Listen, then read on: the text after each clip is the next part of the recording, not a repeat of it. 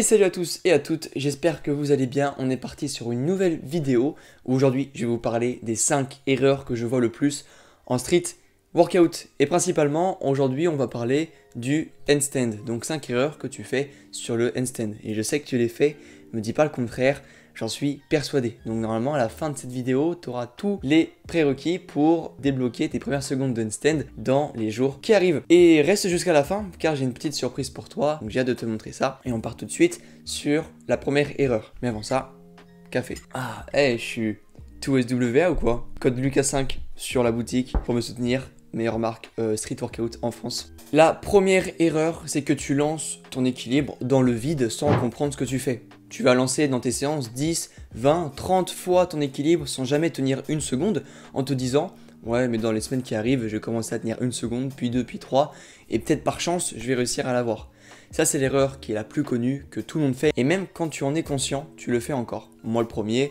ça m'arrive de toujours lancer des trucs dans le pif en sachant que je vais jamais y arriver. Mais voilà, c'est le jeu. Pourquoi c'est pas intéressant de faire ça? Parce que ton cerveau, pour avoir un équilibre, il faut que tu lui fasses comprendre la position. Et pour lui faire comprendre la position, si tu n'es jamais en équilibre dans ton training, alors ton cerveau n'aura jamais le temps de comprendre ce qui se passe quand tu seras sur tes mains. C'est pour ça que tu as entendu le conseil le plus répandu, qui est d'utiliser le mur. Car grâce au mur, tu fais comprendre à ton corps, comprendre à ton cerveau ce qui se passe une fois que tu as la tête à l'envers. Et tu vas pouvoir à la fois améliorer ta proprioception, à la fois ta force des épaules, ton endurance, tout ça pour, une fois que tu lances ton équilibre dans le vide, tu puisses le tenir un peu plus longtemps. C'est sûr que le mur, c'est peut-être le truc le moins glamour, le moins stylé au monde. Ça te fait économiser des mois et des mois d'entraînement et de sueur et d'énergie que lancer des équilibres dans le vide qui serviront à rien. La deuxième erreur, c'est peut-être à cause de ça que tu n'arrives pas à tenir ton équilibre dans le vide, c'est que tu n'arrives pas à gérer ton kick-up. Qu'est-ce qu'un kick-up? C'est tout simplement quand tu lances tes jambes pour tenir en équilibre, sans mur, sans rien, juste en étant sur les mains. Donc pour améliorer ce kick-up, je vais te dire toutes les infos que tu dois amener dès maintenant dans ton entraînement. Dans un premier temps, que tu aies les mains largeur épaule. C'est assez bête ici, mais souvent je vois les débutants commencer avec une largeur trop importante par rapport à la largeur des épaules. Et tu auras moins de bras de levier, donc tu seras plus efficient sur ton équilibre. Pour avoir plus de surface au sol, il faut que tu ouvres tes doigts, c'est le plus important. Ouvre tes doigts, tu peux légèrement les crocheter et grâce à ça, tu auras beaucoup plus de force et de points de surface au sol pour tenir ton équilibre. Avant de lancer ton kick-up, fais bien attention à placer ton épaule directement au-dessus de tes mains. Comme ça, elles sont déjà placées et dès que tu vas te lancer, elles n'auront plus besoin de bouger, elles sont déjà en position. Maintenant, un point super important que je vois beaucoup, c'est que les gens vont chercher à envoyer les pieds en premier et donc vont créer un arc de cercle super important et trop d'élan, ce qui va t'empêcher de trouver ton point d'équilibre. Essaye donc d'envoyer d'abord tes hanches au-dessus de ton corps avant d'envoyer tes jambes. Donc ça devrait ressembler à ça. D'abord positionner tes fesses, positionner ton pied et ramener le deuxième juste après. Pense à bien verrouiller tes coudes, à bien pousser sur les épaules et rien que ça, ça pourra déjà te faire débloquer tes premières secondes en équilibre. Si jamais tu as trop peur de te lancer dans le vide, tu peux faire tout ce que je viens de te dire à l'instant, mais en étant avec un mur. Ça veut dire, t'imagines de lancer un kick-up sans rien, ça veut dire que dans tous les cas, si tu te lances trop fort, tu sais derrière que tu atterriras sur le mur. Donc c'est un petit côté sécurité qui te permettra à ton cerveau de savoir si tu as lancé trop fort ou pas assez.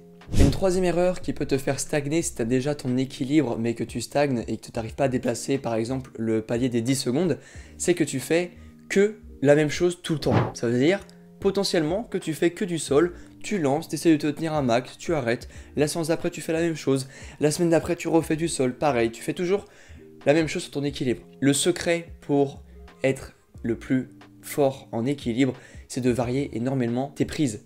Varier tes prises au niveau des mains, ça veut dire changer de support. Ta position sur les mains à des parallettes basses, à des parallettes en hauteur, à une prise par exemple en pronation ou en prise mixte, en prise supination. Varier énormément la prise des mains, c'est le meilleur moyen de t'améliorer sur un handstand classique. Il y a également le mouvement au niveau de tes jambes qui est super important. Ça veut dire que si tu fais que les jambes écartées parce qu'on t'a dit que c'était plus simple et tu fais que ça, le jour où tu vas t'amuser à faire des jambes serrées, tu vas trouver ça beaucoup plus dur.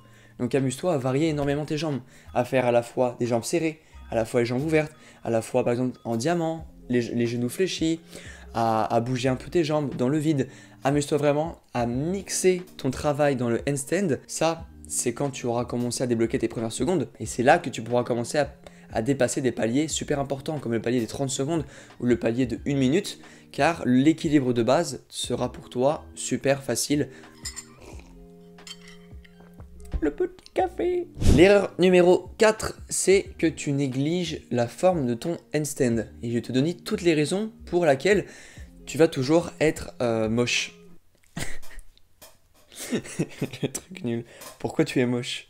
Non, pourquoi ton handstand est moche? Parce que tout simplement, quand tu fais que des équilibres dans le vide sans jamais avoir une méthode intelligente d'entraînement, et bah tu vas vite débloquer un équilibre mais en banane. Ça veut dire que ton corps va naturellement faire une compensation avec tes pieds qui partent en arrière et ton buste qui est un peu trop en avant. Ça se corrige assez rapidement, de passer de la banane à une forme droite, c'est assez rapide. Et la seule façon d'améliorer son alignement en étant loin des termes complexes, tu as souvent dû entendre les gens te dire serre les abdos, pointe de pied, fais une rétroversion du bassin, serre les fesses, tout ça, bref, que des termes complexes que tu comprends pas quand tu débutes. La seule façon d'être aligné, c'est tout simplement d'avoir tes hanches, tes épaules et tes pieds qui sont alignés. Et rien que ça, ça va déjà te créer un bel alignement. Et cette façon de créer cet alignement, c'est de t'aider du mur. On y revient, mais ce mur, il est super important. Ce mur, naturellement, il va en fait t'aligner ton corps sans que tu y réfléchisses. Tu vas voir que dès que tu vas t'installer ventre au mur de préférence, tu vas déjà avoir tout ton corps d'aligné. Et c'est dans cette position-là que tu vas commencer à délaisser du poids de ce mur pour t'habituer à retrouver un équilibre classique. Et du coup, la forme que tu trouveras en étant sur le mur, de la réamener sur un kick-up que tu amèneras dans le vide. Maintenant, quelque chose qui te limite énormément, et je suis sûr que tu n'as jamais fait attention, mais pour qu'un équilibre soit correct et que tu y arrives correctement et que la forme soit belle, il faut que tu aies une bonne mobilité d'épaule, c'est-à-dire que ta flexion d'épaule doit être correcte.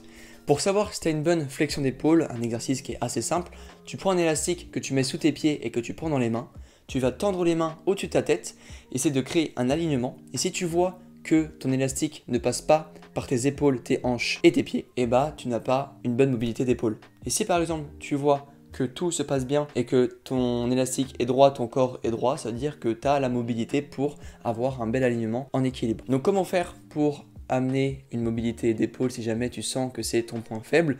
Je te montre ici quelques petits exercices. Tu peux à la fois le travailler en étant statique, donc avec un peu plus de souplesse passive, le fameux exercice de chien tête en bas où tu vas juste laisser ton buste aller vers le sol avec une respiration bien lente et un temps assez long, ou par exemple avec un élastique qui va tirer tes mains vers l'arrière et t'assouplir le dos. Fais toujours attention à bien garder le dos neutre, donc à garder le dos droit en rentrant le ventre, en arrondissant vulgairement le bas du dos, ce qui te permettra de ne pas compenser avec le creux de tes lombaires. Ou tu peux le faire également avec des exercices dynamiques comme le pullover avec une plus grande extension où tu vas vraiment chercher à ouvrir ta cage, qui est vraiment super intéressant. Ou également des exercices plus spécifiques au sol où tu vas venir créer du renforcement sur le pattern spécifique à l'handstand, où ton bras va être tendu et tu vas être en flexion complète d'épaule. Le café, il est super bon. Allez, la dernière erreur, et c'est peut-être la plus bête, mais la plus évidente, entre guillemets, c'est que tu t'entraînes pas assez en handstand. C'est beaucoup plus judicieux de faire 15 minutes d'entraînement par jour de handstand que de faire un seul entraînement de 2 heures dans une semaine. Parce que comme je te l'ai dit, ton cerveau, il a besoin des informations correctes pour avoir ton handstand. Sauf qu'il a besoin d'avoir beaucoup d'informations très régulièrement. Je prends souvent l'exemple d'un bébé qui veut apprendre à marcher. Le bébé, bah, il va commencer à se tenir à des objets, à se placer sur les pieds, à faire un pas, un deuxième. Sauf que le bébé, il fait ça tous les jours. Ton bébé, il va pas faire des séances de marche. Il va pas se dire « Ah, ça c'est ma séance marche d'aujourd'hui, je vais faire 2 heures et je vais faire 4 jours de repos. » Non, le bébé, lui, tous les jours, il va essayer de se mettre sur les pieds. Tous les jours, il va essayer de faire un pas après l'autre. Il va essayer de s'améliorer. Et nous, c'est exactement la même chose sur les mains. On veut que tous les jours, on fasse comprendre à notre cerveau qu'on veut tenir sur ses mains. Donc le meilleur moyen de lui faire comprendre, bah, c'est de faire des entraînements tous les jours. Ça va que c'est pas un exercice qui demande trop de force, mais ça a quand même à faire attention également au niveau des poignets, des articulations. Dès que tu sens qu'il y a des gênes, c'est tout à fait possible de prendre des jours de repos. Quand je dis tous les jours, c'était pour te faire comprendre l'idée, mais tu peux très bien te faire 4-5 entraînements par semaine, ça suffira largement pour progresser. Je suis là pour t'offrir un petit cadeau. Je sais qu'on ne sait pas trop quel exercice faire sur le handstand, on ne sait pas trop, on n'a pas d'exercice clé, on ne sait pas combien de temps faut durer, combien de répétitions, combien de séries, le temps de repos, bref, c'est assez compliqué. Donc là, je vais te donner juste ici des circuits, 5 circuits différents qui sont évolutifs, donc ils vont monter crescendo en difficulté, avec le circuit 1 qui est le plus facile et le circuit 5 qui est le plus dur. Donc tu vas pouvoir choisir ton circuit en fonction des prérequis que j'y ai mis, en fonction de ton niveau, et au fur et à mesure évoluer jusqu'au niveau 5. Donc si tu veux avoir tous les exercices que j'ai indiqués dans ces circuits, parce que peut-être que tu en as que tu connais pas, je t'invite à aller regarder, j'ai mis une vidéo en non répertorié dans la description où je vais détailler juste chaque exercice sur chaque routine d'entraînement. Donc voilà, ça me fait plaisir, comme ça te donne une petite idée de quoi peut ressembler une petite séance d'handstand qui est pas très longue, normalement elle dure environ 20 minutes. Donc voilà, c'est des choses que tu peux refaire tous les jours, fais-toi kiffer. Si jamais tu as d'autres questions ou tu as envie de me montrer ton évolution en handstand, n'hésite pas à m'envoyer un petit DM sur Instagram, ça me ferait trop plaisir si j'ai pu t'aider là-dessus. Et je finis mon café. Des gros bisous, prenez soin de vous, entraînez-vous bien, c'est le meilleur moment, il fait trop beau. Faites-vous kiffer, c'est le plus important. Ouais, ciao!